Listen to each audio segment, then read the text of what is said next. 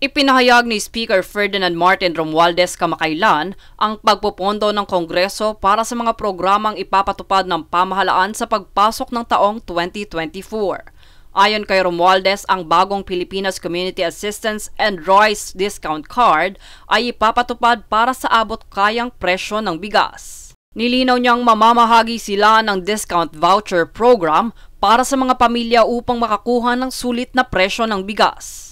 Ayon kay Romualdez, bahagi nito ang paggamit ng Maharlika Investment Fund upang mapalawig ang rice self-sufficiency at produksyon ng bigas sa bansa nang masigurado ang sapat na supply nito.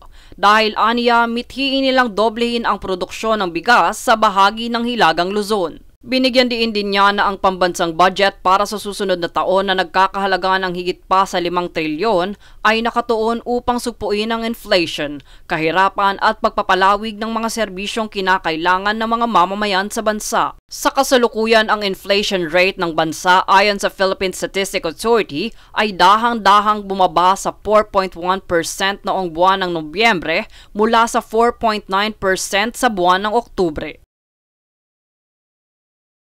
Jade Buhoy, nag-uulat para sa One Media Network.